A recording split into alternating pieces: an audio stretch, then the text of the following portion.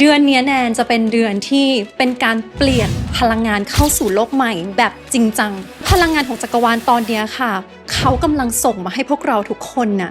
ตื่นขึ้นมาซะมันจะมีอยู่กฎหนึ่งเก่าแก่กว่าศาสนาที่มีมาอีกมีกลุ่มคนรับรู้เรื่องจักรวาลแล้วกันสมัยก่อนเขาจะถือว่าอันนี้เป็นความลับที่จะส่งต่อเหมือนผู้ถูกเลือกอ่ะมีมาประมาณ 3,000 ปี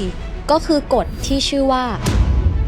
ทุกสิ่งทุกอย่างที่มันเกิดขึ้นน่ะในชีวิตของเราอ่ะมันมาจากจิตของเราทั้งนั้นทุกอย่างมีความถี่ไอน์สไตน์พูดว่า E เท่ากับ mc square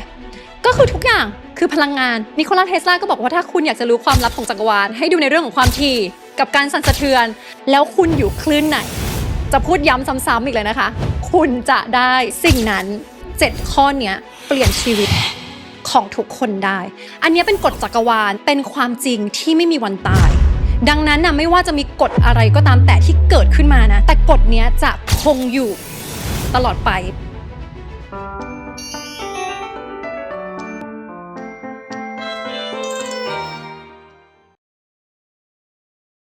ต้อนรับทุกคนเข้าสู่ Bobby Percy Podcast นะคะ Podcast ที่เราจะมาพูดคุยกันถึงเรื่องราวของพลังงานพลังจักรวาลแล้วก็เรื่องราวของจิตวิญญาณค่ะคุณเคยสงสัยไหมคะว่าก่อนที่เราจะมีศาสนาก่อนที่เราจะมีพระคัมภีร์หรือว่าหนังสือศักดิ์สิทธิ์ต่างๆผู้คนใช้หลักการหรือว่ากฎอะไรในการทำความเข้าใจชีวิตและจักรวาลและเป็นไปได้ไหมว่ากฎนั้นอาจจะยังดำรงอยู่จนถึงทุกวันนี้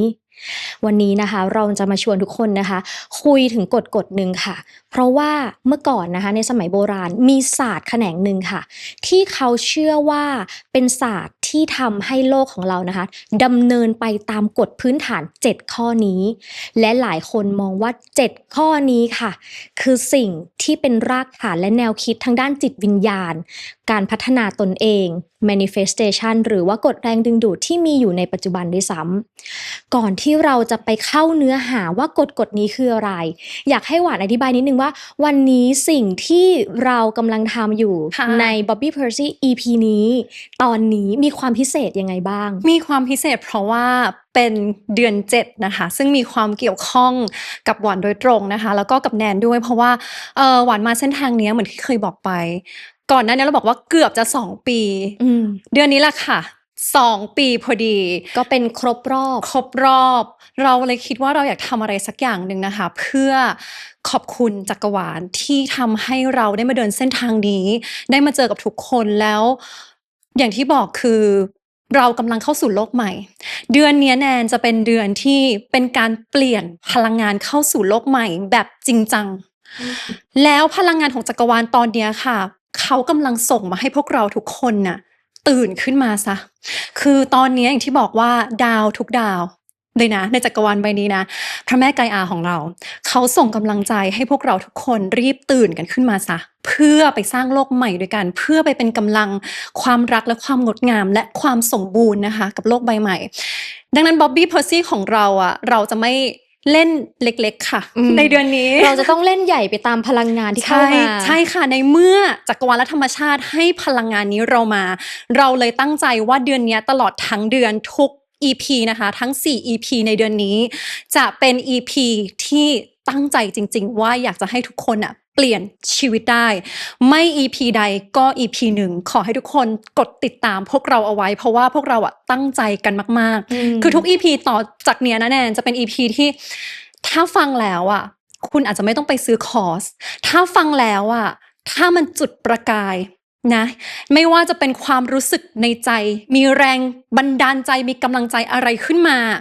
อันเนี้ยอาจจะเป็นสิ่งเล็กๆที่จะสามารถเปลี่ยนชีวิตคุณได้และเมื่อชีวิตของคุณเปลี่ยนคุณจะสามารถไปช่วยเหลือคนอื่นได้ค่ะเพราะฉะนั้นกดติดตามไว้ก่อนได้เลยนะคะใครที่รับฟังเราอยู่ตอนนี้แล้วยังไม่ได้ Subscribe กันนะคะฝากกดติดตามไว้เป็นกำลังใจให้พวกเราด้วยนะคะและเรามาเข้าเรื่องกันเลยเมื่อกี้พูดถึงเรื่องของว่าเดือนนี้เป็นเดือนที่โอ้โหสำคัญแล้วก็เป็นเดือนที่พลังงานมาและเป็นเกี่ยวกับพลังงานแล้วก็พลังจักรวาลด้วยใช่ค่ะวันนี้เลยเป็นหัวข้อที่เราจะมาพูดกันอย่างที่เมื่อกี้แนนเปิดคลิปไปเปิด EP ไปเมื่อตอนต้นว่ามันจะมีอยู่กฎหนึ่งที่เก่าแก่เผลอๆก็คือไม่ใช่เผลอๆแหละเก่าแก่กว่าศาสนาที่มีมาอีกเก่าแก่ที่สุดเลยแล้วกันเอาเป็นว่า โลกใบเนี้ยที่ก่อนที่จะมีศาสนาจะมีกลุ่มคนนะคะที่รับรู้เรื่องจักรวาลแล้วกัน แล้วเขาอะสมัยก่อนเขาจะถือว่าอันนี้เป็นความลับที่จะส่งต่อส่งผ่านรุ่นต่อรุ่น แล้วเป็นคนที่พร้อมเท่านั้นเหมือนผู้ถูกเลือกอะที่จะได้รู้ในหัวข้อนี้ มีมาประมาณ 3,000 ปีคิดว่าประมาณ 3,000 ปีได้ใช่ นาน ค่ะ มาก ใช่นานมาก คือหัวข้อในวันเนี้ยถ้าคนมาสายของเราอะบางคนอาจจะเคยได้ยินผ่านๆมาบ้างนะคะ กฎที่พูดถึงก็ ค่ะ คือกฎที่ชื่อว่า Hermetic Laws ใช่ค่ะ ใช่ มีทั้งหมด 7 ข้อ อ่า อืม คำว่า Hermetic Laws Hermetic เนี้ยพอจะอธิบายได้ไหมว่ามันมาจากอะไรคำนี้ทำไมเขาถึงใช้เป็นคำนี้ขึ้นมา คือคนที่เริ่มคิดค้นอันเนี้ยค่ะ สมัยเราอาจจะเคยได้ยินแบรนด์ไหม Hermes ใช่ Hermes ยุคเนี้ยเรา Hermes จะคุ้น อืม คำหนึ่งว่า Hermes หรือ Hermes ก็คือเป็นแบรนด์เนม ใช่ แต่ความจริงคำนี้ก็คือมีที่มา ใช่ค่ะก็คือเป็นคนที่เขาเก็บรักษาเรื่องนี้เอาไว้บางคนก็มีความเชื่อว่าอาจจะมาจากเทพเจ้าซอสนะคะ ที่มาจากอียิปต์บวกกับเฮอร์เมสหรือว่าเฮอร์เมติกของเรานี่แหละ ก็คือความจริ ที่ ง มาจากกรีก Hermes จะเป็นชื่อเทพเจ้าจากทางกรีก ใช่ใช่ ก็คื ใช่ อ ค่ะ ก็คือมารวมกันเป็นชื่อที่มีชื่อว่า Hermetic Laws ใช่ อธิบายนิดนึงว่า Hermetic Laws อันเนี้ยมันคือกฎอะไร มันคือกฎจักรวาล ถ้าพูดกันแบบจริงๆเลย คือในเมื่อ 4 EP เนี้ยเราตั้งใจจะทำให้ทุกคนเปลี่ยนชีวิตได้ดังนั้นหวานจะต้องขออนุญาตในการพูดเหมือนว่าหวานสอนเลยละกันเหมือนขออนุญาตเหมือนสอนเพื่อน หรือถ้ามีใครก็ตามที่มาหาหวานหลอนบอกว่าเฮ้ยอยากจะเปลี่ยนชีวิตใช่ไหมหวานจะพูดแบบนี้กับเขาดังนั้นคลิปนี้จะเป็นคลิปที่อาจจะมีการพูดตรงๆแล้วก็อาจจะมีการพูดที่ไม่ได้มีการความยั้งอะไรมากมาย แล้วก็อาจจะต้องขออนุญาตถ้าแบบมีอะไรที่มันไหลผ่านเข้ามาเลยในความคิดพอดีเลยอาจจะต้องพูดใน EP นี้นะคะอันนี้เป็นกฎจักรวาลซึ่งกฎจักรวาลอันเนี้ยเป็นความจริงที่ไม่มีวันตายดังนั้นไม่ว่าจะมีกฎอะไรก็ตามแต่ที่เกิดขึ้นมานะแนนอาจจะมีกฎใหม่ๆกฎอะไรไม่รู้เพิ่มเติมขึ้นมาแต่กฎเนี้ยจะคงอยู่ตลอดไปมันจะเป็นความจริงเสมอดังนั้นมันเป็นกฎที่สามารถเปลี่ยนชีวิตของคนได้เพราะว่าเรารู้ใช่ไหมว่าเราเกิดมาเป็นอัลเคมิสต์ นักเล่นแร่แปรธาตุ เราจะรู้กันเรื่องเนี้ยเราจะได้ยินกันบ่อยมากพวกเราเกิดมาเพื่อเล่นกับพลังงานแล้วการเล่นกับพลังงานมันไม่ใช่ที่เราได้ยินกันแค่ว่ามันคือควอนตัมฟิสิกส์หรือว่ามันคือการเล่นเหมือนว่าฉันต้องการเสกอันเนี้ยเป็นส่วนเล็กๆของกฎ7อันเนี้ยทั้งหมดค่ะใช่เคยได้ยินคำว่า alchemist เนี่ยคือเมื่อก่อนคำเนี้ยมันมาจากว่าเหมือนคนหนึ่งที่มีความสามารถในการเปลี่ยนตะกั่วให้เป็นทองแต่ถ้าในทางจิตวิญญาณมันคือการที่เราเล่นกับพลังงานใช่คือมันเปลี่ยนจาก spirit เป็น matter คือเปลี่ยนอะไรก็ตามเป็นโลกนะคะของจิตวิญญาณนะแล้วให้มันมาอยู่ตรงข้างหน้าเราพูดจริงๆว่าเหมือนเล่นกับโลกมายาค่ะเปลี่ยนความคิดให้เป็นสิ่งที่เกิดขึ้นจริงถูกต้องประมาณนั้นเหมือนเนี้ยเหมือนเป็นการแบบalchemize มันไม่ใช่ manifest นะเพราะว่า manifest มันเหมือนว่าถ้าเราเปลี่ยนคลื่นอันไหนไปอยู่ตรงนั้นจากนั้นมันเป็นเรื่องปกติ manifestation เป็นเรื่องปกติที่เราเคยพูดกันไปอันนี้มันเหมือนเป็นการ alchemize เป็นเหมือนว่าถ้าเราเป็นในฐานะ observer สมมุติว่าฉันเป็นผู้สังเกตการณ์นะฉันจะเล่นยังไงหรือเปลี่ยนอารมณ์ความคิดคำพูดสถานการณ์ตรงเนี้ยตรงหน้าที่มันออกมาเจอพวกเราเนี่ยให้มันเป็นเหมือนที่เราอยากจะให้มันเป็นค่ะเราจะไม่ไปเปลี่ยนข้างนอกค่ะในเมื่อเราเป็นอัลเคมิสต์ฉันจะไม่เปลี่ยนข้างนอกเราจะอิกนอร์เราจะเพิกเฉยกับโลกแห่งความเป็นจริงทุกอย่างเลยค่ะความเป็นจริงมีอะไรบ้างไม่ว่าจะเป็นความสัมพันธ์ที่เป็นอยู่การงานการเงินสุขภาพครอบครัวบ้านที่อยู่นะอะไรพวกเนี้ยอย่างที่เราเคยรู้เนาะว่าเราเกิดมาเพื่อเล่นเกมถ้าคุณอยากจะเล่นเกมให้ชนะอะไรแบบเนี้ยอันเนี้ยค่ะอาจจะเป็นอีกเครื่องมือหนึ่งที่สามารถเอาไปทำได้วันนี้เริ่มอยากรู้ละว่ากฎทั้ง7ข้อนี้มีอะไรบ้างเริ่มกันที่ข้อแรกเลยกฎข้อแรกเขาพูดถึงอะไรคือ mentalism หรือว่าความคิดของเราใช่หรือว่าจิตของเราใช่ไหมคือในกฎเนี้ยจะพูดว่า all is mine ทุกสิ่งเกิดขึ้นจากจิตใช่แล้วก็ทุกอย่างเป็นหนึ่งเดียวกันคือ universe หรือจักรวาลของเรา เขามี consciousness ดังนั้นทุกสิ่งทุกอย่างที่มันเกิดขึ้นน่ะในชีวิตของเราอ่ะมันมาจากจิตของเราทั้งนั้นคล้ายๆกับเอพิโซดนี้ไหมคะที่เราพูดถึง placebo ใช่ คล้ายๆกันนะ ทุกความคิดของเราหรือว่าจิตของเราก็มีผล ใช่ ต่อสิ่งที่เกิดขึ้น ใช่คือคุณเชื่อแบบไหนความจริงมันจะมาปรากฏตรงนั้น แล้วในเรื่องของ mentalism ทำไมถึงสำคัญ เพราะว่าอย่างที่บอกว่าเราอะใช้ชีวิตโดยการใช้จิตสำนึกนะในการใช้ชีวิตอะทุกวันแบบเราไม่รู้ตัว ดังนั้นนะการทำสมาธิที่เราเคยพูดไปอะเราจะต้องดึงจิตใต้สำนึกให้ขึ้นมาปิดเป็นแบบจิตสำนึกได้แล้วจิตใต้สำนึกเนี่ยมันมีผลยังไงบ้าง จิตใต้สำนึกนะคะถ้าพูดเหมือนแบบฟังก์ชันเหมือนเป็นสายการทำงานเลยนะจิตใต้สำนึกควบคุมทุกอย่างของเราค่ะไม่ว่าจะเป็นความเชื่อความนึกคิดหรือว่าเลนส์หรือมุมมองในการมองสิ่งนั้นๆคือเราจะแบบเขาพูดว่าไงดีอย่างที่เคยบอกว่าเราจะมองอะไรก็ตามแต่เป็นตามความเชื่อของเราเชื่อเหมือนเคยได้ยินมาว่าคนเราเวลาที่สมมติว่าเจอเหตุการณ์หนึ่งสมมติมีปัญหาเกิดขึ้นมาคนหนึ่งมองเห็นเป็นปัญหาอีกคนมองเห็นเป็นโอกาสอันนี้ถูกต้องมันก็ขึ้นอยู่กับประสบการณ์หรือว่าจิตที่เขามีใช่แล้วประสบการณ์พวกนี้มันมาจากไหนมันมาจากอดีตคือคนส่วนใหญ่มักจะคิดว่าสิ่งที่มันเจอตรงหน้าณตอนเนี้ยมันคือสิ่งที่ชีวิตฉันเป็นแต่จริงๆมันไม่ใช่ค่ะสิ่งที่ควบคุมพวกเราทุกอันเลยนะทุกอย่างเลยมันมาจากอดีตแล้วในอดีตของเราตั้งแต่ที่เราเคยพูดไปว่าเราอาจจะลืมไปก่อน7 ขวบของเราว่าเราผ่านอะไรมาบ้างใช่ไหมแนนความเชื่ออย่างที่บอกนะความเชื่อของเรามันจำกัดมากเพราะเราโตขึ้นมาแบบไหนเจอคนแบบไหนเรามักจะเชื่อว่าความเชื่อนั้นน่ะมันเป็นความจริงแล้วความเชื่อมาจากอะไรคะมันมาจากความคิดคิดแบบเดิมซ้ำๆแล้วเชื่อแบบเดิมซ้ำๆแล้วมันก็มาปรากฏข้างนอกซ้ำๆคนที่เชื่อว่าฉันน่ะต้องพิสูจน์เพื่อให้ได้รับความรักฉันต้องเป็นคนที่มีคุณค่าตลอดเวลาสมมุตินะถ้าตอนเด็กๆเราถูกปลูกฝังแบบนี้ขึ้นมาเธอจะไม่ได้รู้สึกว่าเธอต้องหยุดพักเธอเคยไปไหมบางคนบอกว่าฉันต้องทำงาน7 วันต่ออาทิตย์ถ้าฉันพักเมื่อไหร่ฉันเป็นคนที่ไม่มีค่าอยู่หรือแบบคือเราจะไปเที่ยวพักผ่อนได้ยังไงในเมื่อชีวิตเรายังไม่ประสบความสำเร็จเลยใช่แล้วโปรแกรมพวกเนี้ยมันทำให้เธอมันเกี่ยวข้องหมดเลยนะไม่ว่าจะเป็นเรื่องการเงินหรือเรื่องคู่ครองแล้วอย่างที่บอกคือพวกเรามี inner child มี trauma กันอยู่ถ้าคุณอยากจะเปลี่ยนและคุณอยากจะเปลี่ยน mental ของคุณนะคุณต้องไปแก้ที่ inner child คืออันเนี้ยจะต้องพูดกันแบบให้ลึกๆเลยนิดนึงว่าตอนเด็กๆถ้าเรารู้สึกว่าเราจะต้องเรียนเก่งเพื่อพิสูจน์ตัวเองตลอดเวลาดังนั้นเวลาคุณออกไปทำงานคุณก็จะกดดันตัวเองเพื่อให้เป็นที่รักของเจ้านายและถูกเลื่อนขั้นตลอดเวลาเหมือนเราก็จะต้องรู้สึกกดดันว่าคือเมื่อก่อนฉันต้องพยายามเรียนให้เก่งเพื่อให้คนเขาเห็นคุณค่าตอนมาทำงานฉันก็ต้องพยายามทำงานให้เก่งให้โดดเด่นเพื่อที่ว่าเจ้านายจะได้ยอมรับแล้วมันเกิดอะไรขึ้นรู้ไหมคะพอคุณเชื่อแบบเนี้ยคนประเภทเนี้ยจะได้ทำงานหนักตลอดเวลาค่ะคุณคือในเมื่อคุณเชื่อว่าคุณจะต้องทำงานยากๆเท่านั้นในเมื่อ all is mine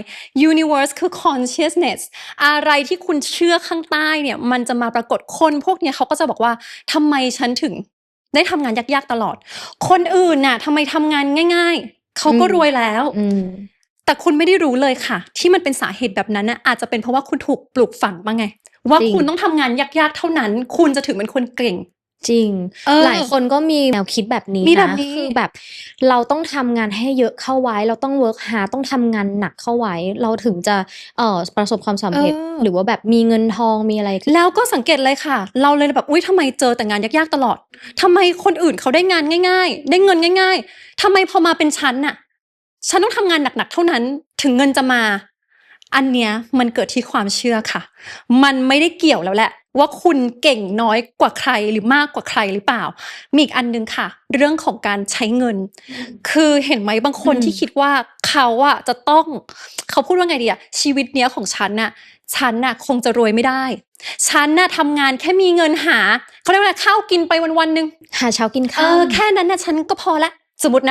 คิดแบบนี้นะสิ่งที่เกิดขึ้นก็คือว่าพอเขาจะเริ่มมีเงินที่จะเกินเหลือเก็บแล้วอะมันจะมีเหตุค่ะที่ทำให้เขาต้องจ่ายอ้าวเช่นอาจจะต้องมีแบบอยู่ๆก็มีบิลอะไรที่ฉันต้องจ่ายขึ้นมาพอดีเลยมีใครก็ไม่รู้ค่ะมายืมเงินรถเสียอะมีเหตุที่ทำให้เงินนี้มันต้องออกไปเพราะอะไรคะเพราะนี่คือความเชื่อของคุณไงก็คุณเชื่อว่าถ้าฉันมีแค่กินข้าวอะไรก็พอแล้ว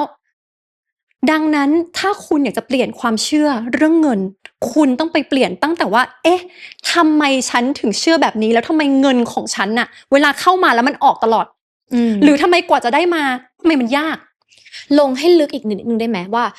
การเปลี่ยนความเชื่อแบบเนี้ยมันต้องทำยังไงถึงจะเปลี่ยนโอ้ยมันจะต้องทำสมาธิค่ะถ้าพูดกันแบบตรงๆเลยนะ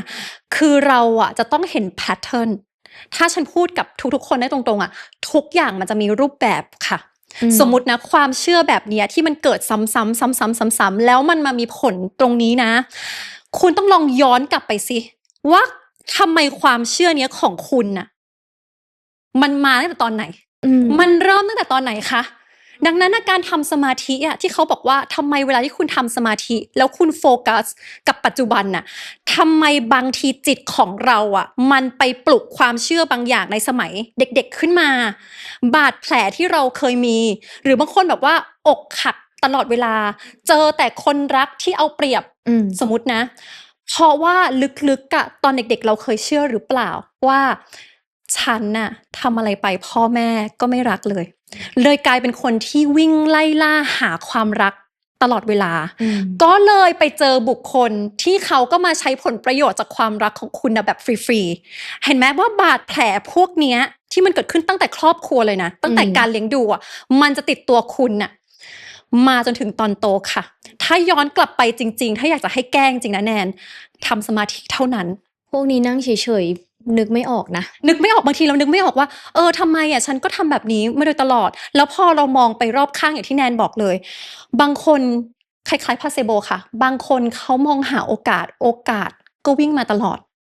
บางคนเขามองหาว่านี่คือความลำบากของเขานี่คืออุปสรรคทุกอย่างมันจะเป็นอุปสรรคทุกอย่างเลยดังนั้นน่ะมันเปลี่ยนที่ใครไม่ได้ค่ะคือ all is mine กำลังจะบอกว่ามันไม่ใช่อยู่ที่คนข้างนอกแล้วไม่ได้อยู่ที่โลกมายาเลยทุกอย่างอยู่ที่จิตคนล้วนๆคุณคะนี่แค่ข้อแรก โอ้โหลึกซึ้งมากเพราะว่า inner child กับ trauma เนี่ยมันเป็นเรื่องที่ของใครของมันใช่แล้วถ้าพูดกันตรงๆอะเทอราพีนะที่เราไปหาเทอราพีอะบางทีเขาก็ไม่ได้รู้หรอกว่าสาเหตุหลักของเราอะไอ้รากไอ้รูทอันเนี้ยค่ะคุณมันเกิดตั้งแต่เมื่อไหร่มันมาจากไหนใช่มันเลยทำให้คุณทำแบบเดิมซ้ำๆคิดแบบเดิมซ้ำๆแล้วก็ดึงดูดแบบเดิมอะซ้ำๆทางที่ดีนะคะถ้าจะให้คำแนะนำเลยอะคุณลองคิดสิว่าถ้าคุณมองตัวเองอะในฐานะของคนนอกนะเอาแบบเป็นกลางเลยนะเป็นแบบ observer เป็นผู้สังเกตการณ์เลยอะคุณลองดูซิว่าทุกความเจ็บปวดที่คุณเจออยู่อะ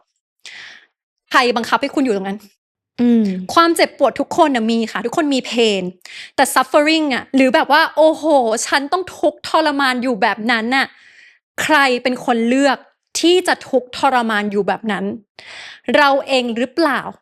ที่เป็นคนเลือกว่าฉันจะทนกับความเจ็บปวดนี้แล้วการที่คุณเลือกที่จะทนกับความเจ็บปวดเนี้ยคุณไม่ได้ผิดด้วยนะวันจะบอกเลยเพราะว่ามันคือความคุ้นชินเธอเข้าใจไหมว่าเนี่ยคือ safe space เนี่ยคือพื้นที่ที่ปลอดภัยบางคนบอกว่าเฮ้ยบ้าพื้นที่ปลอดภัยมันต้องเต็มไปด้วยความรักการให้อภัยความเอื้อเฟื้อเผื่อแผ่ไม่ใช่ค่ะความปลอดภัยของ inner child ของพวกเราอ่ะมันคือ pattern ที่มันเกิดมาตั้งแต่เด็กๆสมมุตินะว่าฉันเคยถูกทำให้ความรู้สึกเจ็บปวดแบบเนี้ยบางทีมันคุ้นชินกับความเจ็บปวดจนเป็นเรื่องปกติแล้วเราก็ทนอยู่แบบนั้นใช่วันนี้เราเลยอยากให้ทุกคนน่ะลองเลือกดูวันนี้คุณมีโอกาสที่คุณจะออกจากความเจ็บปวดนี้ซะคือคุณอาจจะต้องมองว่าความเจ็บปวดและความซัฟเฟอร์ของคุณน่ะมันต้องจบลงได้แล้วเราอ่ะเป็นคนเลือกที่จะมองเรื่องนี้ใหม่ไม่จำเป็นต้องทนทุกข์อยู่กับความเจ็บปวดอีกต่อไปบางคนบอกว่าฉันอยากเปลี่ยนชีวิต ฉันรู้เลยนะเธอมีหลายคนที่อยากเปลี่ยนชีวิตไม่มีใครหรอกที่ไม่อยากมีชีวิตที่ดีขึ้น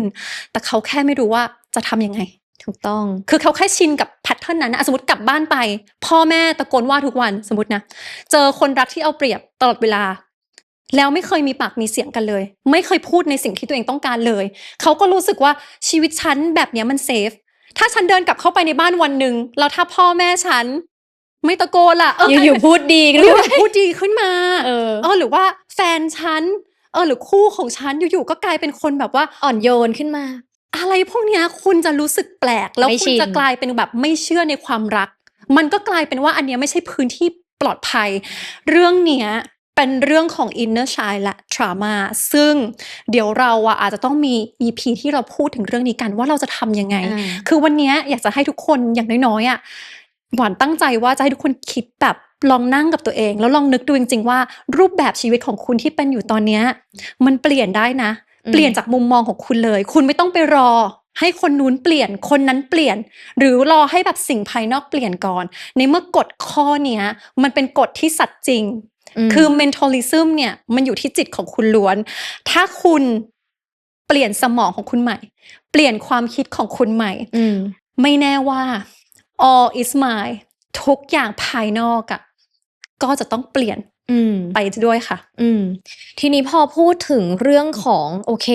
เวลาที่เรามีอินเนอร์ชาหรือว่าปมในวัยเด็กหรืออะไรแล้วเวลาที่เราโตขึ้นมามันก็จะมีผลกระทบต่อการใช้ชีวิตถูกไหมทีเนี้ยมันก็จะเชื่อมโยงถึงกฎข้อต่อไปว่าสิ่งที่เรากำลังเป็นอยู่ข้างในมันกำลังจะสะท้อนออกมาข้างนอกใช่นั่นก็คือกฎข้อที่2ที่มีชื่อว่า correspondence ใช่ค่ะอธิบายกฎข้อนี้ให้ฟังนิดนึงได้ไหมคะกฎข้อนี้เป็นค่อนข้างฮิตนิดนึงหลายๆคนนะจะเอาคำพูดข้อนี้มาพูดกันนะคะ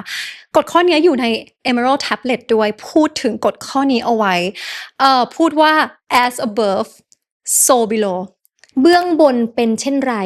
เบื้องล่างเป็นเช่นนั้นใช่ค่ะแล้วก็ as within so without หรือ as without so within คำนี้เคยได้ยินใน EP ที่แล้วเนาะพูดถึงว่าสิ่งที่อยู่ภายในก็จะสะท้อนออกมาเป็นภายนอกใช่หรือพูดง่ายๆเลยที่เราเคยพูดกันไปหลาย EP คือกฎกระจก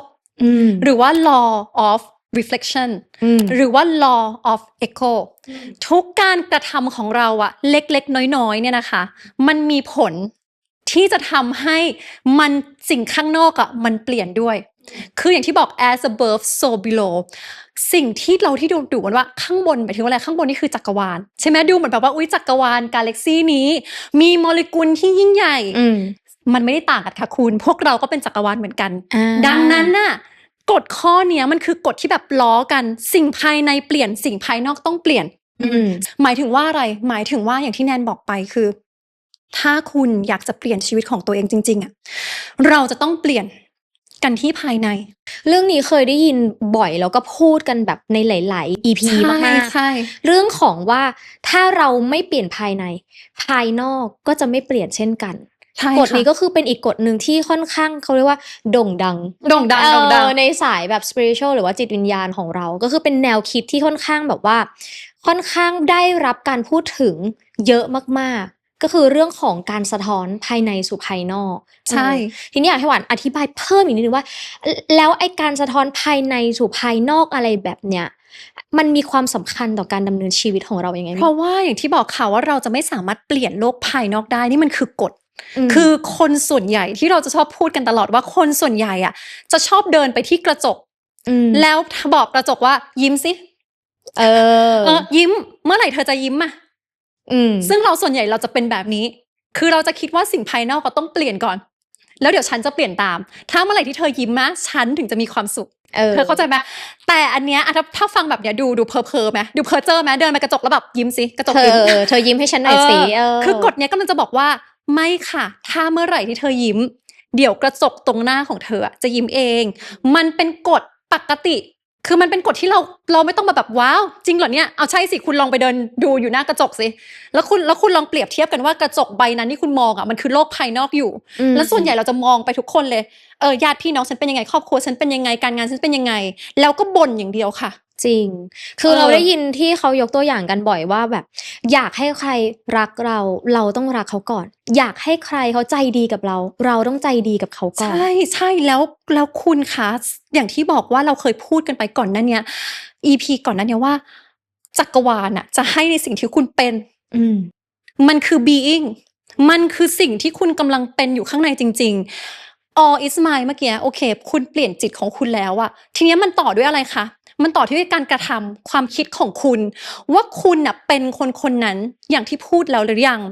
แล้วสิ่งพวกเนี้ยมันเริ่มจากจุดเล็ก ๆ คือเขากำลังจะบอกว่า อย่างที่บอกนะว่าทุกอย่างอะ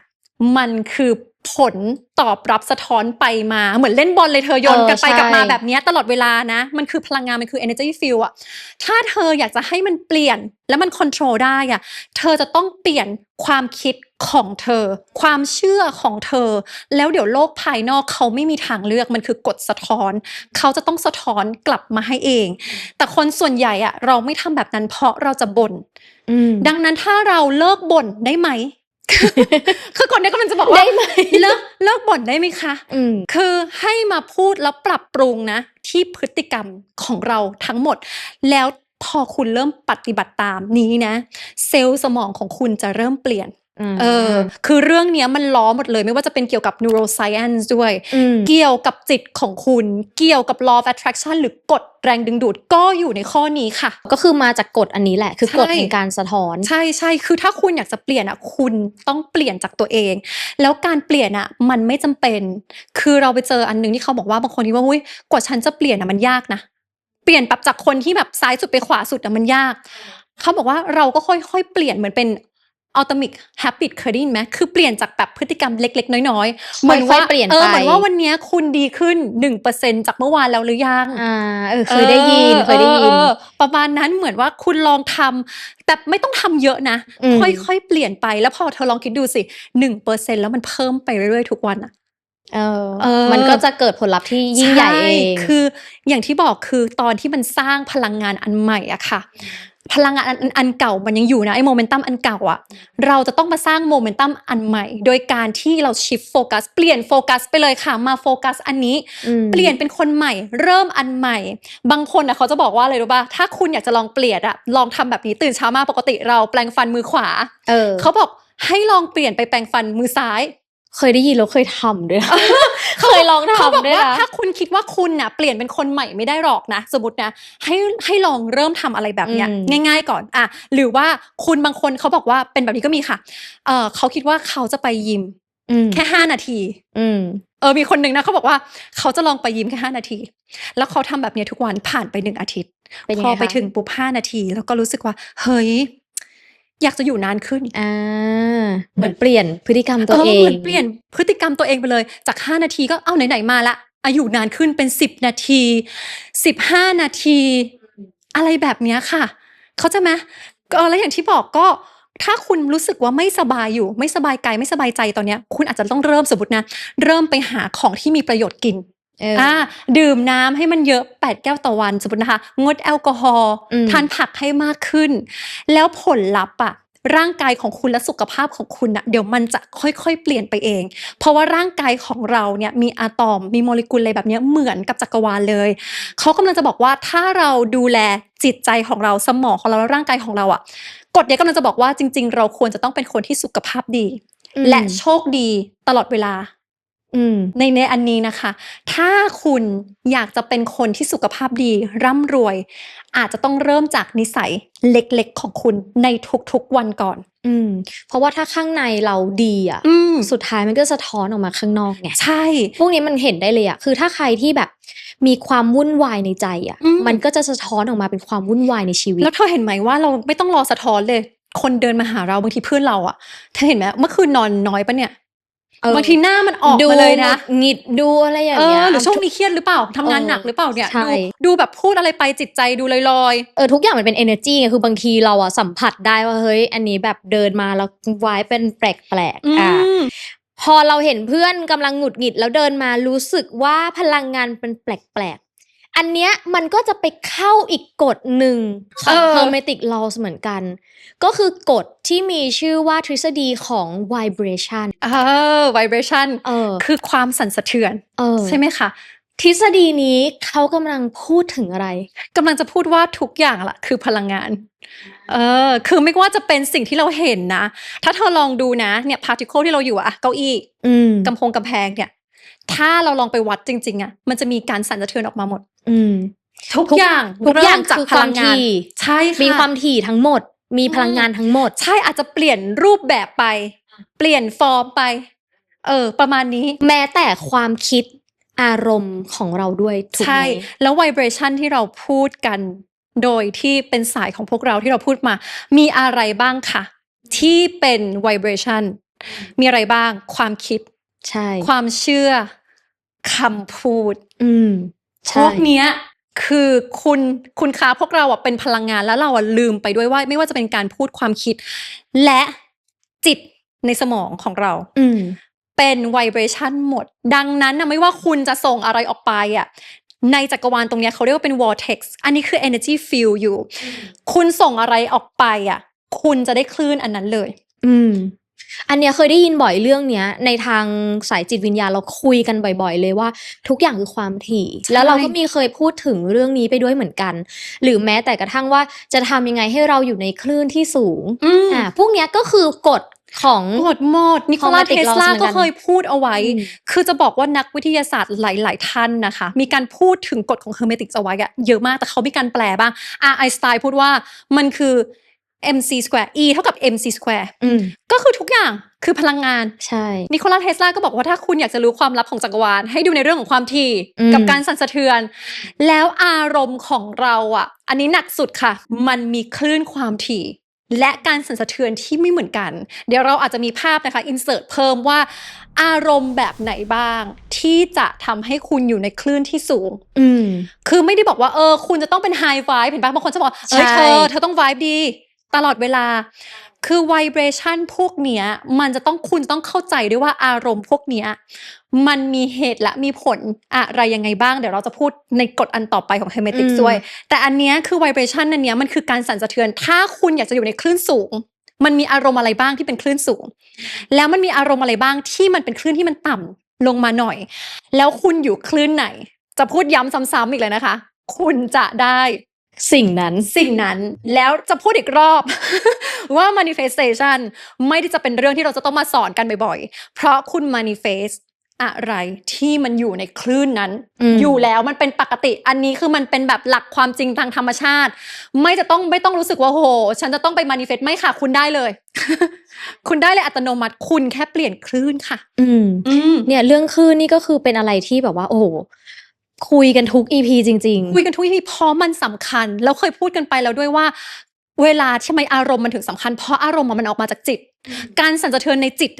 มันโหเธอถ้าไปเข้าเครื่องสแกนออร่าของเราสะเทือนกว้างกว่าเข้าสมองเข้าแบบ CT สแกนสมองอีกค่ะ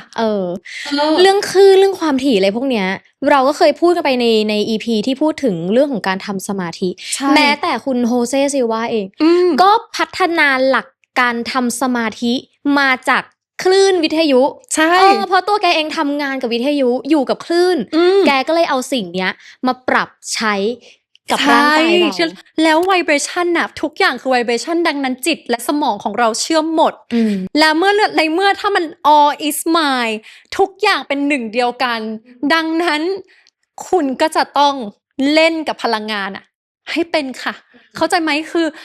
การที่คุณมาสายจิตวิญญาณแล้วคุณพูดว่าคุณอยากจะเปลี่ยนภายนอกนะหรือบางคนบอกว่าฉันอยากได้โน่นอยากได้นี่แต่คุณไม่เปลี่ยน being ข้างในนะอย่างที่บอกแล้วตัวตนของคุณไม่เปลี่ยนเรื่องนี้จะไม่เกิดขึ้นแล้วฉันรู้ได้เลยว่าทำไมคนที่มาสายเนี้ยแล้วเขาบางคนเขาเชื่อแล้วเขาแบบโหชีวิตเขาแบบเปลี่ยนจริงๆนะแบบก้าวกระโดดแบบควอนตัมลีปเลยเพราะเขารู้แล้วว่ามันเล่นกับพลังงานยังไงแล้วเรื่องเนี้ยเห็นไหมคะมันไม่ได้ใช้เงินนี่กำลังจะพูดมาทั้งหมดเนี่ยมีตรงไหนบ้างที่ต้องบอกว่าคุณต้องมีเงินในธนาคาร เท่าไหร่คะเนี่ยหรือว่าคุณต้องนามสกุลอะไรคุณต้องมีคอนเน็กชันไหมไม่ค่ะนี่คือกฎที่มันเริ่มจากตัวคุณก่อนทั้งนั้นเลยค่ะเราถึงเรียกว่ามันคือกฎพื้นฐาน ของจักรวาลไงใช่แต่ว่าอาจจะมีการแบบบางคนอาจจะมาแบบเล่าต่อใช่ไหมขยายต่อเขียนหนังสือเล่มใหม่ๆแต่กฎอันเนี้ยเป็นกฎที่ไม่มีวันตายคือเป็นกฎที่เป็นแบบเริ่มต้นของสายจักรวาลเลยก็ว่าได้นี่ผ่านไปแค่3 กฎนะคะ3 กฎค่ะเข้มข้นขนาดนี้ก็คือเรียกได้ว่าตั้งแต่กฎแรกที่พูดกันมาเนี่ยคือเป็นกฎที่มีความสำคัญต่อการดำรงชีวิตจของริงๆ เรา mentalism มาก อันแรกเนี่ยเป็นอะไรที่แบบถ้าคุณรู้แค่กฎนี้กฎเดียวนะแล้วคุณรู้ว่าทุกอย่างมันเกิดจากจิตของคุณนะแล้วคุณรู้ว่าแบบ as within so without มันคือกฎกระจกนะแล้วคุณรู้ว่าในเมื่อมันเป็นกฎกระจกคุณจะอยากอยู่ในคลื่นสูงก็จะมาอยู่ใน vibration ที่สูงอีกโอ้3 ข้อเนี่ยค่ะคุณคุณสามารถแบบว่าเปลี่ยนชีวิตได้แล้วนะถ้าเอา3 ข้อนี้มา merge กันน่ะจริงทีนี้เดี๋ยวเราไปกันต่อที่กฎข้อที่4ค่ะกฎข้อที่4เนี่ยจะเป็นข้อที่พูดถึงว่าทุกสิ่งที่อยู่บนโลกเนี้ยหรือในจักรวาลเนี่ยมักจะมี2 ขั้วเสมอหรือเป็นทฤษฎีของ polarity อยากให้หวานอธิบายถึงทฤษฎีนี้นิดนึงว่ามันคืออะไรคืออันเนี้ยเหมือนเราเล่นเพนดูลัมอ่ะเธอเคยเล่นปะที่เป็นแบบว่าที่แกว่งๆที่มันจะมีเชือกแล้วก็มีบางคนจะใช้เป็นหินหรืออะไรอย่างเงี้ยที่เอามาแกว่งคือทุกอย่างอ่ะอันเนี้ยมันจะค่อนข้างที่จะล้อกับกฎอันต่อไปที่เราจะพูดถึงด้วยคือ polarity อ่ะการที่มีทั้งขาวและด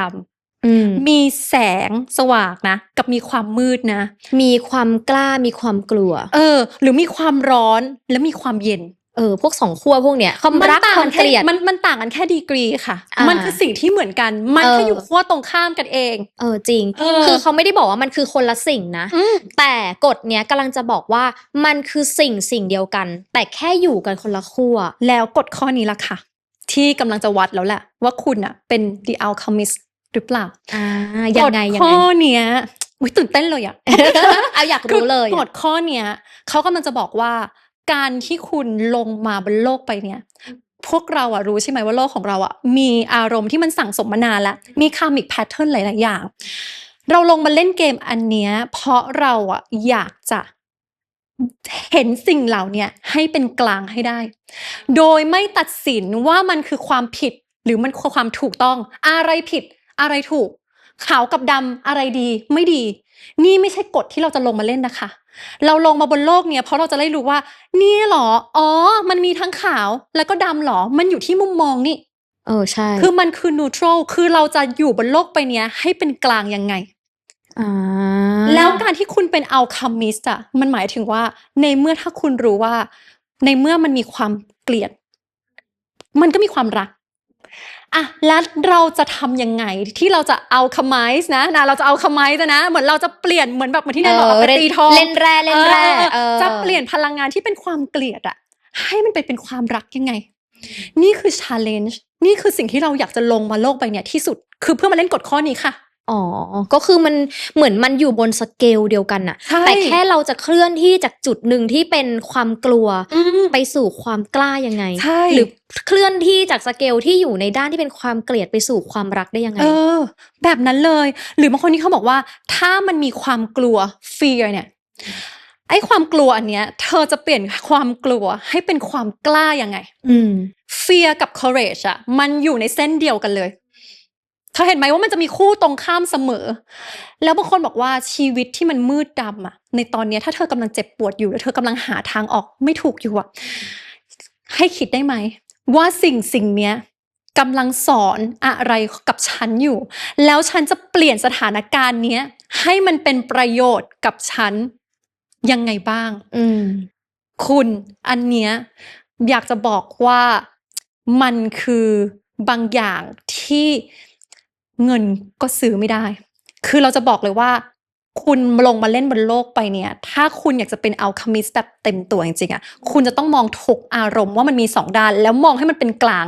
แล้วความกลัวเนี่ยหรือความเกลียดนะสมมตินะหรือว่าความแบบเขาเรียกว่าอะไรอ่ะความน้อยเนื้อต่ำใจอารมณ์โกรธอารมณ์อิจฉามันไม่ใช่อารมณ์ที่ไม่ดีเธอเธอรู้ไหมว่าคนที่โกรธอ่ะเบื้องลึกข้างในอารมณ์ของกฎอีกทีนึงอ่ะมันอาจจะเป็นไปได้ไหมว่าสมัยก่อนนะเขาเคยอาจจะแบบถูกเขาเรียกว่าอะไรอ่ะถูกทำร้ายทางด้านจิตใจมามีประสบการณ์ที่ไม่ดีมีประสบการณ์ที่ไม่ดีหรือเคยถูกคนเอารัดเอาเปรียบ เข้าใจไหมเธอหรืออาจจะเกิดการสูญเสียสมมตินะหรืออะไรก็ไม่รู้มันเลยกลายมาเป็นความโกรธถูกคือทุกอารมณ์อ่ะมันคือพลังงานก่อนที่มันจะเปลี่ยนไปเป็นความโกรธอ่ะมันไม่ได้บอกว่านี่คือเรื่องไม่ดีดังนั้นนะเวลาที่คุณโกรธหรือคุณกลัวอะไรอยู่อ่ะคุณลองย้อนกลับไปสิว่ามันเกิดขึ้นได้ยังไงหรือบางทีเวลาที่เราไปเจอใครที่อยู่ๆเขามาโกรธใส่เราหรือมาเหวี่ยงมาอารมณ์ไม่ดีใส่เราบางทีเราเอาเรื่องเนี้ยไปพยายามคิดได้นะว่าเฮ้ยก่อนหน้าเนี้ยเขาอาจจะไปเจอเรื่องอะไรไม่ดีมาใช่เนี่ยเราเห็นไหมว่าเรื่องเนี้ยมันทำให้เราอะมองทุกคนแบบเป็นกลางมองว่าไม่มีใครผิดไม่มีใครถูกเพราะเราไม่รู้ว่าเขาผ่านอะไรมาบ้างเธอเข้าใจไหมคือบางคนเราจะคิดแค่ว่าดูสิทำไมคนเนี้ยสมมตินะเธอเคยเป็นไหมทำไมวันนี้คนนี้ขับรถเร็วอะแซงหน้าเราทำไมอะสมมตินะโอ๊ยดูดิฉันแบบต้องเหยียบเบรกเลยทำไมเร่งจังเลยแล้วบีบแต่ทำไมสมมติเธอรู้หรือเปล่าว่าไม่แน่ว่าเบื้องหลังของเขาอะใครจะไปรู้ว่าลูกเขาอาจจะเข้าโรงพยาบาลอยู่ก็ได้เขาอาจจะต้องรีบไปที่ไหนสักที่หนึ่งมีความจำเป็นหรือบางคนที่เขาแบบโมโหแล้วเขาเสียใจขึ้นมา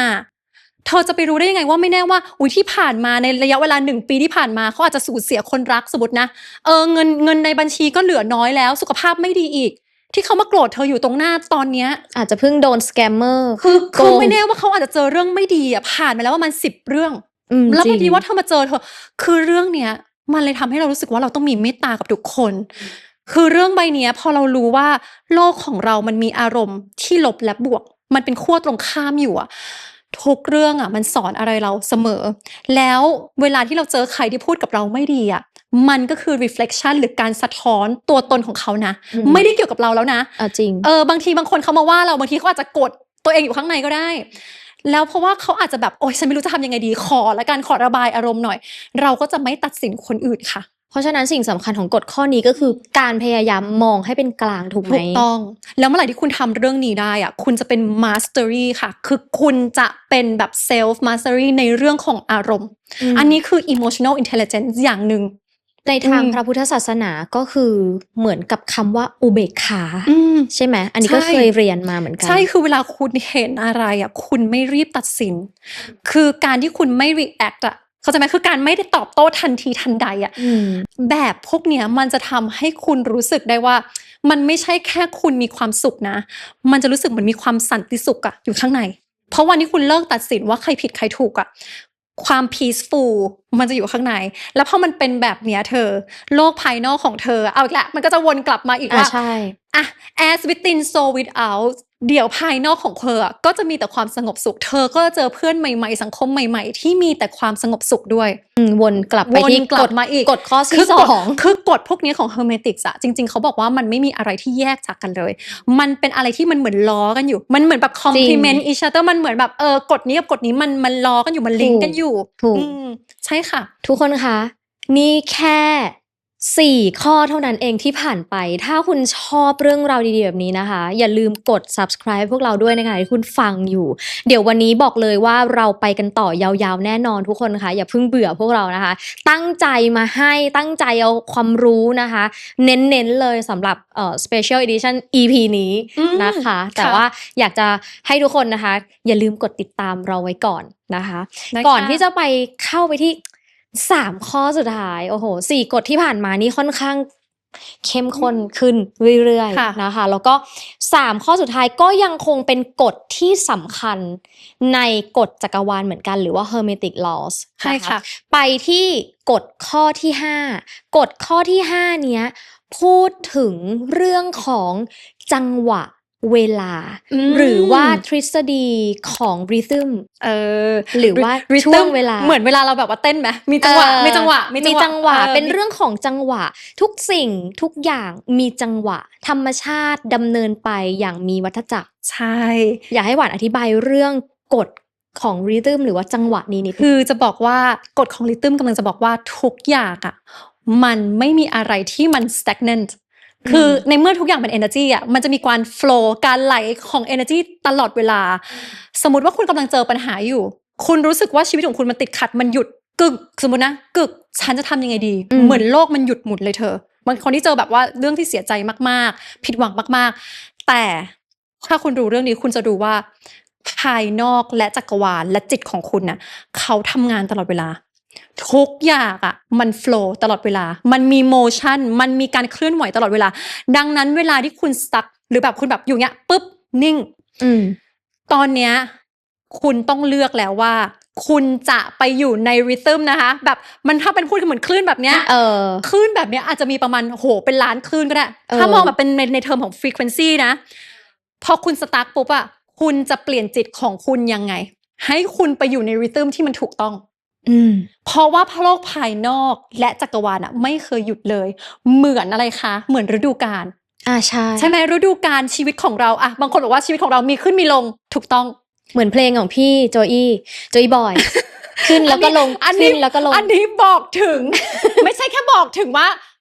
เคยไปแดนซ์นะคะบอกว่าอายุด้วยบอกถึงอายุไปแดนซ์มาด้วยกันนั่นแหละค่ะคุณค่ะใช่ค่ะแบบทุกอย่างคือมันมีโฟลว์คือกำลังจะบอกแบบนี้เลยว่าริทึมมาทุกอย่างอะค่ะมันเป็นจังหวะเวลาแบบนี้แล้วคนจะชอบคิดว่าการที่ฉันขออะไรไปแล้วไม่ได้อะแสดงว่าจักรวาลอะไม่ให้ฉันหรือเปล่าคือเหมือนเขากำลังมองชีวิตในแค่จังหวะเดียวคือจะบอกว่าสิ่งที่มันดีเลย์อะสิ่งที่มันมาหาคุณช้ามันกำลังปกป้องอะไรคุณอยู่เสมอแล้วในชีวิตของพวกเราทุกคนน่ะเราจะเจอบุคคลที่ถูกต้องถูกที่และถูกเวลาเสมอค่ะเราจะไม่มีการแบบว่าเจอคนนี้ผิดที่ผิดเวลาคนจะชอบพูดว่าอะไรด้วยบอกว่าฉันเจอแต่คนแบบเนี้ยประจำคนแบบนี้มันมาอีกแล้วเหรอเนี่ยจริงจริงอ่ะแสดงว่าคนแบบเนี้ยที่มันมาซ้ำๆอ่ะคุณได้เรียนรู้อะไรจากเขาแล้วหรือยังถ้าคุณยังไม่เรียนรู้อ่ะสิ่งพวกเนี้ยมันจะวนกลับมาจนกว่าเราจะได้เรียนรู้ใช่ค่ะเพราะว่าจังหวะและเวลาทุกคนที่เวลาไปเพราะอย่างที่บอกค่ะสิ่งที่มันเกิดขึ้นมันไม่ใช่โชคมาสายเราจะรู้ว่าโชคอ่ะมันไม่มีความบังเอิญทุกสิ่งไม่มีความบังเอิญมันเหมือน2เหตุการณ์เลยนะ2สถานการณ์เกิดขึ้นในเวลาเดียวกันและพร้อมกันในเวลานั้นบางคนน่ะจะบอกว่ายังไงบางคนคิดว่าสิ่งที่มันเกิดขึ้นกับฉันน่ะมันไม่ดีแต่ถ้าในมุมมองของจักรวาลน่ะคุณจะรู้ได้ยังไงว่าสิ่งที่เกิดขึ้นกับคุณน่ะมันดีหรือมันไม่ดีอันนี้เราจะยกตัวอย่างเรื่องหนึ่งจากผู้ชายคนหนึ่งที่ฉันไปฟังพอดแคสต์เข้ามาเหมือนกันเขาบอกว่าเนี่ยรู้ไหมว่ามีครอบครัวหนึ่งไปได้ม้าแบบมันมีคอกม้าอยู่นะแล้วก็ไปได้ม้าตัวใหม่มาข้างบ้านก็บอกว่าอุ๊ยโชคดีจังเลยได้ม้าตัวใหม่มาเนี่ยส่วนคนที่แบบอยู่ในครอบครัวเป็นแม่นะคุณแม่ก็บอกว่าเธอจะไปรู้ได้ยังไงว่าอันนี้คือโชคดีหรือไม่ดีคือผู้หญิงคนนี้จะพูดแบบนี้ตลอดสมมติไม่ดีนะสักพักหนึ่งปุ๊บเวลาผ่านไปค่ะกำลังจะมีสงครามเขาก็คือมามองหาม้าว่าอุ๊ยจะต้องเอาม้าไหมคือแสดงว่าม้าตัวนั้นน่ะก็ได้ไปร่วมสงครามเขาเป็นม้าดีไงปรากฏเขาก็สูญเสียม้าไปหนึ่งตัวในขณะที่ตอนแรกคิดว่าทุกคนคิดว่าโชคดีจังในขณะเดียวกันลูกชายของเขาค่ะขาหักเดินไม่ได้ข้างบ้านก็บอกว่าโอ้ดูดิเนี่ยโชคร้ายจังเลยแกแม่ก็บอกอีกว่าเธอจะรู้ได้ยังไงว่านี่คือโชคดีหรือโชคร้ายปรากฏว่าในสถานการณ์สงครามนั่นแหละค่ะคุณพอเขามาตามหาที่บ้านลูกขาหักมักเกณฑ์คนไปเป็นทหารไม่ได้ไปอันนี้คือกำลังจะบอกว่าอะไรอยู่แสดงว่าทุกอย่างที่เกิดขึ้นมันมีจังหวะและเวลาแล้วจักรวาลรักพวกเราดังนั้นนะคะบางทีที่เราตื่นเช้ามาฉันเคยเป็นเตะเตียงจ้ะเตะเตียงเสร็จปุ๊บไม่พอไปทำสมมตินะไปชงกาแฟทำอะไรกินน้ำหกใส่อีกโอ้ยทำไมวันนี้มันช่างเป็นอะไรแบบนี้ฝนตกอีกกูกว่าจะออกจากบ้านได้โอ้โหช้าไป5 นาทีสมมติโอ้โหกว่าจะได้ออกเท่าที่ฟังนี่ไม่น่าจะใช่5 นาทีสมมติช้ามากเลยนะกำลังจะบอกว่าแต่คุณรู้ไหมว่ามันไม่รู้หรอกคุณว่าถ้าคุณออกไปก่อนหน้านี้ณเวลานั้นน่ะคุณอาจจะเจอรถชนก็ได้เราอาจจะเจออะไรที่มันไม่ดีก็ได้ใช่คือบางอย่างที่มันดีเลย์อ่ะคือจักรวาลอาจจะกำลังปกป้องพวกเราอยู่ในลอของริทึมอันเนี้ยอยากจะให้คิดแบบนั้นทุกวันนี้ชีวิตเลยไม่ค่อยเร่งรีบอะไรเลยเลย slow life ไปอย่างนี้ใช่ปะแต่ฉันกำลังจะบอกว่าอะไรพวกเนี้ยบางทีมันมี gut feeling มันมีความรู้สึกนะแต่บางทีเราไม่เข้าใจฉันจะบอกว่าการดีเลย์ไป15 วินาทีอะบางทีจะเปิดประตูบ้านแล้วแบบเฮ้ยกุญแจรั้วเสียสมมติพอดีในเวลานั้นน่ะคุณต้องคิดด้วยดิต่อจากนี้เป็นต้นไปอะ ไม่แน่หรอกว่าเฮ้ยอีเศษเสี้ยววินาทีตรงนั้นน่ะ10 วินาทีอะมันอาจจะกำลังเซฟและปกป้องคุณบางอย่างอยู่จริงฉันเคยดูข่าวแบบตอนนั้นที่มีเหตุการณ์แบบเครื่องบินอุบัติเหตุเครื่องบินอะไรอย่างเงี้ยเครื่องบินแบบว่าตอนนั้นแอร์อินเดียอะไรที่บินไม่ขึ้นน่ะก็มีอยู่1คนที่ตกเครื่องเชื่อไหมฉันคิดเรื่องนี้เลยว่าคนนั้นน่ะวินาทีที่ตกเครื่องอ่ะเขาคงเซ็งแล้วเสียใจมากว่าทำไมฉันไปไม่ทันเครื่องบินวะก็เหมือนเหตุการณ์นี้เหมือนกันในวันๆน่ะก็เขาบอกว่ามีคนไปดูแบบคอนเสิร์ตไมเคิลแจ็คสันแล้วตื่นสายไม่ได้เข้าที่ทำงานก็รอดอะไรคือจังหวะอะไรแบบเนี้ยเห็นไหมแล้วบางคนบอกว่าทำไมบางคนบอกว่าแบบโชคดีไม่ดีอะแต่อย่างที่บอกค่ะพอเรามาสายเนี่ยเราก็จะรู้อีกด้วยว่าทุกๆคนน่ะเลือกการมาเกิดของตัวเองแล้วเราก็เลือก exit point ด้วยนะคือเลือกการตายจากโลกใบนี้ด้วยบางคนเขาอาจจะมาเจอในประสบการณ์อะไรของเขาไปแต่ในลออันเนี้ยที่เป็นริทึมกำลังจะบอกว่าให้คุณเชื่อในจังหวะของชีวิตหรือว่าบางทีที่แบบเงินสมมุตินะคุณลงทุนบางอย่างแล้วเงินมันหายไปให้ลองเชื่อด้วยว่าไม่แน่ว่าจักรวาลอาจจะกำลังเคลียร์ energy บางอย่างที่มันไม่ใช่ของคุณออกไปแล้วคุณอาจจะกำลังต้องไปเจองานใหม่ไปเจอโอกาสใหม่เพื่อให้ได้เงินที่มันก้อนใหญ่กว่าเข้ามาคือมันอาจจะมีการ cleansing เหมือนซีซั่นเธอมีฝนตกมีแดดออกเหมือนเพลงอะไรคะฤดูที่แตกต่างพี่บอยโกศิยพงศ์ก็มาค่ะบอกไว้อีกแล้วเราจะบอกบอกว่าทุกอย่างอะเวลาที่หลังฝนตกมันมีแดดออกเห็นไหมมันเป็นแบบนี้ค่ะริทึมนี่มันคือไลฟ์อันนี้คือไลฟ์ใช่ก็คือชีวิตอะมันมีจังหวะแหละมันมีช่วงรุ่งเรืองมันมีช่วงชะลอตัวมันมีช่วงพักเพียงแต่แค่ว่าวันเนี้ยเราต้องดูว่าชีวิตเราอะอยู่ในช่วงไหนแล้วอย่าเพิ่งตัดสินว่าทั้งชีวิตเราจะเป็นแบบนั้นใช่อันนี้ถูกต้องแล้วมันก็จะเข้ากฎนี้ว่าผลสุดท้ายอะพวกเราก็จะต้องกลับมาอยู่กับปัจจุบันเพราะในเมื่อสิ่งที่มันเกิดในอดีตมันผ่านไปแล้วไม่ว่าริทึมคุณจะเป็นยังไงอะคุณสามารถสร้างริทึมใหม่ได้ด้วยคือจะบอกว่าในเมื่อชีวิตมันเป็นแบบนี้ขึ้นลงมันเป็นตามวัฏจักรมันเป็นไซเคิลอะไรก็ตามแต่นะก็อย่าไปยึดติดมันจะทำให้เรารู้สึกว่าเราต้องเราจะไม่ไป attach กับผลลัพธ์เราจะต้องใช้ชีวิตทุกวันให้มีความสุขแล้วมีสติแล้วก็ไปฝึกที่จิตของเราประมาณนี้ค่ะคุณคือเฮอร์เมติกสำหรับเรานะมันเหมือนการใช้ชีวิตประจำวันให้คุณมีความสุขแล้วคุณก็มีความเขาเรียกว่าอะไรสมบูรณ์ทั้งทางกายและทางใจเพราะว่าเมื่อไหร่ที่เรามีความสุขเราก็จะออกไปทำสิ่งดีๆผลที่เกิดตามมาก็จะเป็นสิ่งที่ดีเช่นเดียวกันมันก็จะเข้ากฎต่อไปของ Hermetic Laws อีกว่าอะไรที่เป็นผลลัพธ์ที่มองเห็นมันมักมีสาเหตุของมันเสมอเห็นไหมมันล้อกันไปหมดเลยค่ะคุณคือกฎเนี้ยถ้าเป็นเหมือนแบบเป็นเหมือนลูกบอลกลมๆมันแบบมันมีความแบบว่าเมิร์จกันได้เนียนมากของกฎ Hermetic นะกฎอันนี้คือ cause and effect คือทุกผลลัพธ์ที่มันมาเกิดขึ้นน่ะหรือที่เขาบอกว่าเรียกว่ากรรมผลของการกระทำอ่ะทุกผลของการกระทำมันมีสาเหตุแล้วทุกสาเหตุก็จะนำไปสู่ผลของการกระทำเหมือนเดิมการกระทำเหมือนเดิมอ่ะหมายความว่าอะไรคะคล้ายๆกับอันนี้แล้วเห็นไหมกฎกระจกคล้ายๆกันเลยว่าถ้าคุณอยากจะเปลี่ยนผลลัพธ์ในชีวิตของคุณใหม่คุณก็จะต้องคิดใหม่ทำใหม่แก้โปรแกรมความเชื่อของคุณใหม่ใส่ข้อมูลอันใหม่ซะแล้วผลลัพธ์ของคุณอ่ะมันจะเปลี่ยน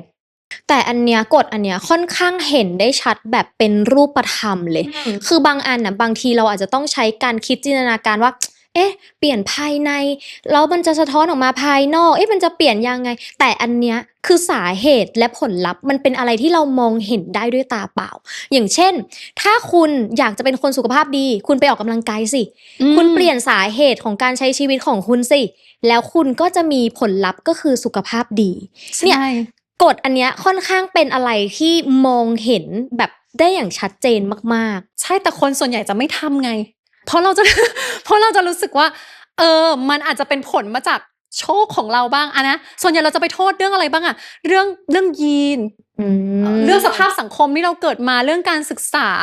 เรื่องภายนอกใช่ไหมบางคนชอบคิดว่าเป็นที่โชคเราเคยได้ยินเรื่องนี้เหมือนมีแบบบางทีเวลาที่เราไปทานอาหารแล้วแบบบางทีลูกอ่ะกินข้าวแบบเรียบร้อยแล้วมีคนมาชมโชคดีจังเลยทำไมเด็กๆแบบเรียบร้อยจังนั่งกินข้าวเป็นที่เป็นทางไม่ดูจอไม่ดูอะไรเราก็จะบอกว่ามันไม่ใช่โชคดีแต่คือเราอ่ะฝึกมาใช่บางทีคนชอบคิดว่าทำไมโชค ดีจังเลยแต่คุณไม่รู้หรอกมันผลที่เกิดขึ้น มันคือ มัน ใช่ มีสาเหตุ มันคือการที่เขาไปเวิร์กเนี่ยแล้วเรื่องเนี้ยเราเจอบ่อยมากเลยในเรื่องของโซเชียลมีเดียและสื่อของเราในตอนนี้ เธอไม่เห็นเหรอว่าบางคนเขาบอกว่าโอ๊ยทำไมคนนี้มีชีวิตดี สมมตินะบิน private jet ทำไมใช้ชีวิตดี เธอไม่รู้หรอกว่าเบื้องหลังเขาอะอาจจะผ่านการร้องห่มร้องไห้กรีดร้องจะเป็นบ้าอะไรอย่างเงี้ยหรือเขาอาจจะต้องแบบโอ้โหเขาจะป้า work hard ในส่วนของเขาเองเปลี่ยน personality ของเขา identity คือเบื้องหลังอะเราแบบไม่รู้เลย เราก็จะเห็นแต่ที่มันมาปรากฏตรงหน้าแล้วไงใช่ปะเราจะเห็นส่วนใหญ่ว่าอุ้ยทำไมคนนี้ทำประสบความสำเร็จทำไมคนนี้ได้คู่ดีจัง โชคดีจังเลยได้แฟนดี แต่จริงๆอะมันมีสาเหตุค่ะแล้วสาเหตุอะไรที่เขาทำแล้วมันต่างที่เราทำอยู่นั่นน่ะสิทำไมผลลัพธ์มันออกมาไม่เหมือนกัน ถูกต้องนี่ก็คือสิ่งที่ต้องมาดูว่า สาเหตุมันเกิดจากอะไรใช่แล้วในเมื่อทุกอย่างมันเริ่มต้นจากที่เราคือต้นเหตุของทุกอย่างเราคือครีเอเตอร์เราคือถ้าพูดกันตรงๆเราก็คือกอดเราก็คือจักรวาลเราคือพลังงานเราคืออัลเคมิสต์และเราคืออาร์คิเทคค่ะถ้าคุณอยากจะเปลี่ยนชีวิตของคุณทำยังไงตอนแรกคุณก็ร่างแบบใหม่สิถ้าคุณไม่ชอบแบบบ้านของคุณก็ร่างแบบใหม่เลยแล้วมันเปลี่ยนที่ใครคะเปลี่ยนที่เราดังนั้นการจะไปอิจฉาคนอื่นพูดถึงคนอื่นไม่ดีเขาใช่ไหมหรือว่าโอ้สงสัยเขาฟลุกแน่เลยหรือบางทีก็แบบไปแช่งกันด้วยว่าโอ้ได้แบบนี้คงอยู่ไม่นานหรอกอะไรแบบเนี้ยคุณเราจะทำไปเพื่ออะไรคือถ้าคุณรู้แบบนี้แล้วอะถ้าในเมื่อทุกอย่างมันมีผลลัพธ์มาเสมออะแสดงว่าสิ่งที่มันต่างกันกับผลลัพธ์ของคนอื่นและของเราอะเราทำสาเหตุอะหรือมันการจุดเริ่มต้นของการกระทำอะมันไม่เหมือนกันใช่แล้วอันเนี้ยมันก็จะล้อไปอีกเรื่องหนึ่งด้วยที่เราพูดถึงกันบ่อยๆว่าทุกอย่างที่เกิดขึ้นมันไม่มีอะไรบังเอิญมันมีสาเหตุและปัจจัยมาเสมอใช่ค่ะแล้ว cause and effect เนี่ยระหว่างที่มันเป็น cause คือต้นเหตุอะก่อนที่มันจะมาโชว์ตรงสาเหตุอะระหว่างทางเนี้ยส่วนใหญ่อะมันจะมีsignบอกเราอยู่แล้วจะมีเป็นแบบเขาเรียกว่า synchronicity คือมีการแบบ in sync เวลาที่คุณเปลี่ยนต้นเหตุคือเรานะเปลี่ยนความคิดใหม่การกระทำใหม่เดี๋ยวคุณลองดูแล้วกันว่าไม่แน่ว่าคุณอาจจะไปเจอสถานการณ์ใหม่เจอบุคคลใหม่จากที่คุณอาจจะต้องประสบความสำเร็จ10 ปีจักรวาลอาจจะพาคุณน่ะไปเจอบุคคลคนหนึ่งที่ร้านกาแฟนี้แล้วเขามีความรู้เรื่องนั้นชวนคุณทำธุรกิจหรือบางคนอาจจะแบบว่าฉันไปที่นี้ไปเจอคู่แท้พอดีอะไรแบบเนี้ยที่อย่างที่เคยบอกคือสิ่งที่คุณไม่เคยเจอมันจะกลับมาในของ vibration มันไม่ได้แปลว่าไม่มี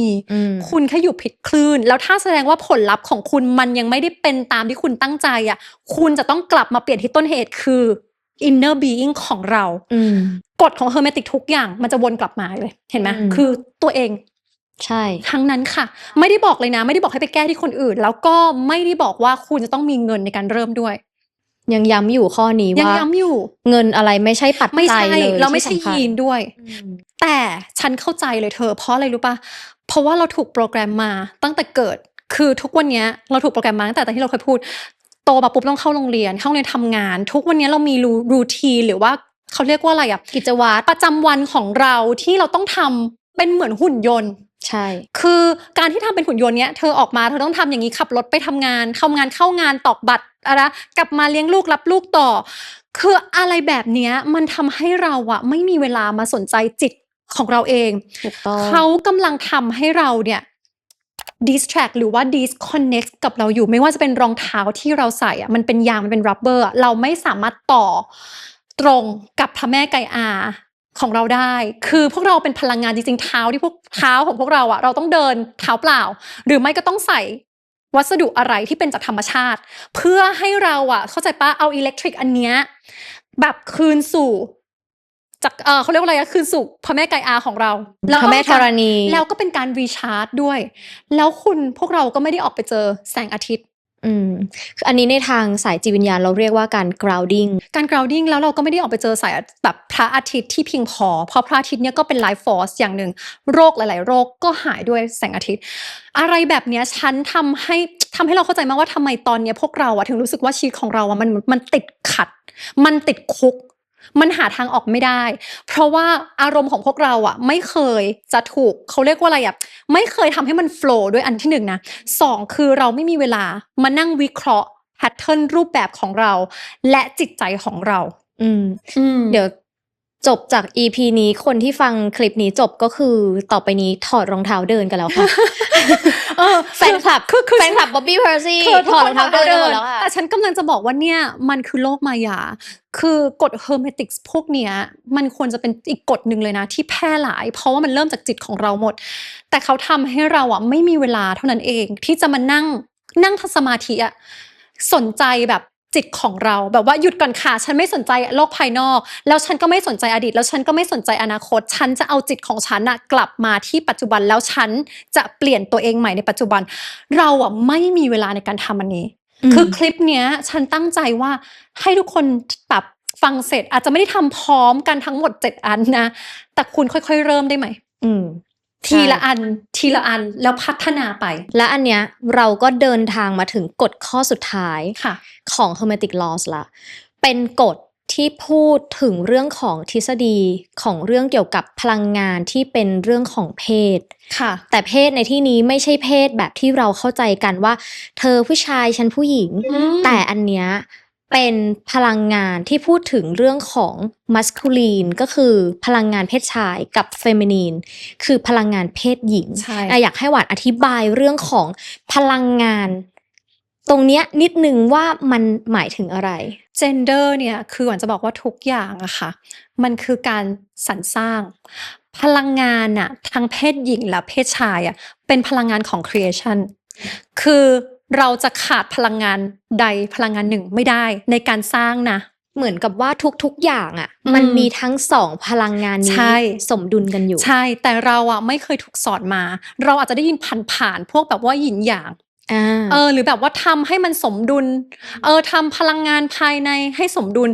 ไอ้คำว่าพลังงานภายในให้สมดุลเนี่ยมันไม่ใช่แค่แบบว่าคุณคะกินคลีน work life balance ใช่มันไม่ใช่แค่นั้นบางทีคนก็จะสงสัยว่าแล้วให้มันสมดุลนี่คือมันสมดุลอะไรแล้วทุกวันนี้มันไม่สมดุลยังไงอะไรอย่างเงี้ยที่เราพูดกันไปตอน EP 13ใช่ไหมที่บอกว่าเขาทำให้พลัง feminine energy ของเราอะหายไปพลังเพศหญิงอะทำให้เราไม่สามารถเชื่อมต่อกับจักรวาลได้เพราะว่า2ซีกเนี่ยทำงานต่างกันคืออยากจะบอกว่าซีกขวาที่เป็นพลังงานเพศชายอะมันคือพลังงาน activeการลงมือทำการตัดสินใจการวางแผนการมี structure โครงสร้างหรือว่าทิศทางใช่หรือการที่แบบมั่นใจว่าฉันจะทำเนี่ยคือซีกขวาของเราเป็น masculine ใช่ค่ะพลังงานเพศชายส่วนซีกซ้ายจะเป็น passive ฝั่งนี้ active นะฝั่งนี้จะเป็น passive หมายความว่าการรับรู้ใช่การรับรู้ของอะไรคะของจิตใต้สำนึกของเราของจักรวาลของ intuition หรือว่าการอย่างที่บอกการมองทุกอย่างให้เป็นกลางการมี compassion การมี kindness แล้วก็ความคิดสร้างสรรค์ creativity พวกนี้จะอยู่ฝั่งซ้ายหมดหรือว่าพวกสัญชาตญาณอะไรพวกนี้ใช่ค่ะ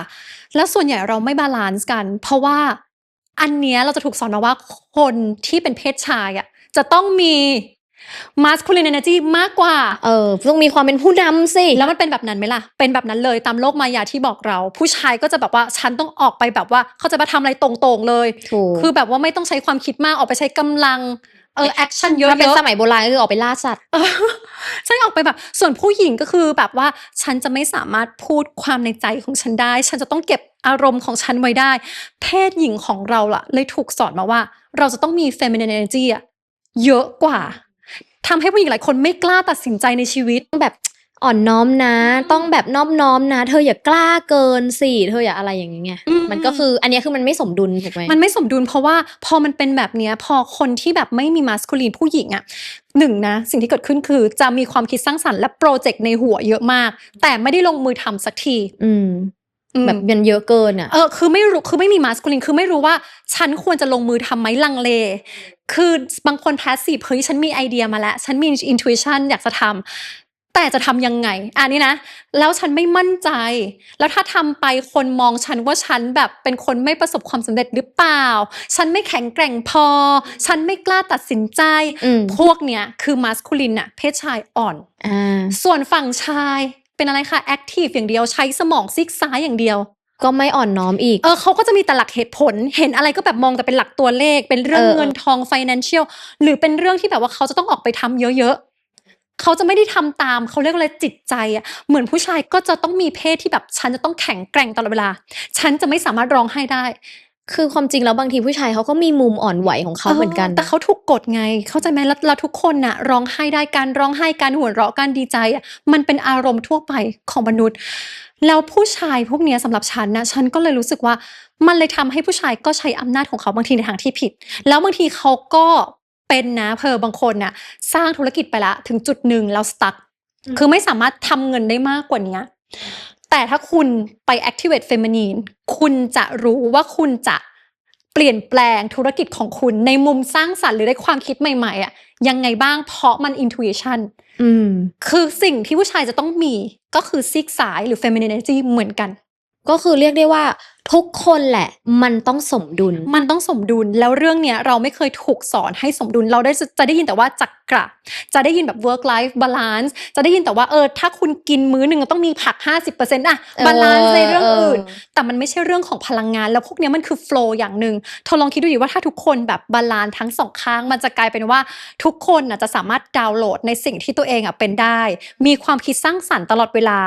แล้วก็ลงมือทำมันจะออกมาเป็นรูปธรรมคือคนที่มีนามธรรมอย่างเดียวแล้วคุณไม่ลงมือทำอะชีวิตคุณก็จะไม่เปลี่ยนนะจริง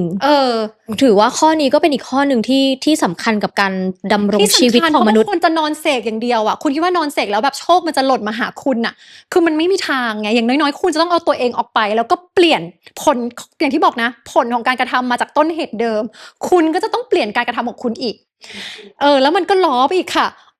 อิสมาเห็นไหมวนกลับมาข้อเดิมวันที่คุณบาลานซ์วันที่จิตคุณมั่นใจว่าคุณสามารถทำได้พลาเซโบของคุณบอกสมองของคุณน่ะมันจะเป็นการบรอดแคสต์เหมือนส่งคลื่นออกไปแล้วกลายเป็นว่าจิตของเราและสมองของเราอ่ะก็จะกลายเป็นแบบรีเซพเตอร์คือเราจะรับพลังงานอันใหม่ออกมาผ่านอินทูอิชันของเราอีกชีวิตพวกเนี้ยมันคือชีวิตที่สมบูรณ์ของการที่เราลงมาเกิดเป็นมนุษย์ในโลกนี้ค่ะโหสุดยอดมากข้อนี้เหมือนจะเป็นเรื่องธรรมดาแต่ว่าสำคัญแต่ความจริงแล้วทั้งหมดทั้งมวลที่วันนี้เราคุยกันHermetic Laws ทั้ง7ข้อหรือว่ากฎจักรวาลที่เก่าแก่ที่สุดในโลกเนี่ย